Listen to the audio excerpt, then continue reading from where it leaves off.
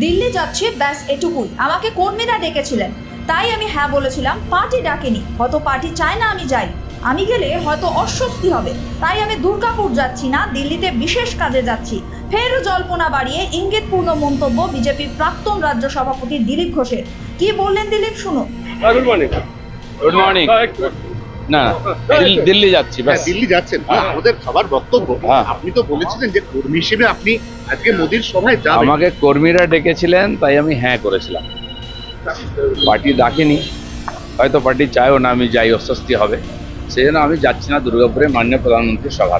আর দিল্লি যে চলে যাচ্ছেন সেটাকে অ্যাভয়েড করার জন্য না কোনো কাজ আছে? দিল্লিতে বিশেষ কাজে যাচ্ছি, পার্টিরই কাজে যাচ্ছি। এটা কি বিজেপি পার্টির কাজ? এটা কি বিজেপি পার্টির কাজ? পার্টির কাজে যাচ্ছি। কি থাকবেন না, নিজেই বলেছিলেন মঞ্চে নয় দর্শক আসনে থাকবেন। তবে শেষ পর্যন্ত মন পরিবর্তন করলেন দিলীপ ঘোষ, জানিয়ে দিলেন নরেন্দ্র মোদীর সভায় উপস্থিত থাকছেন না তিনি। মোদীর সভায় মানুষ ডাক দিলেও এখনো পর্যন্ত ডাক পেলেন না বঙ্গ বিজেপির সব থেকে সফল রাজ্য সভাপতি দিলীপ ঘোষ। কিন্তু কেন, উঠছে প্রশ্ন। Bureau report, sky news Bangla.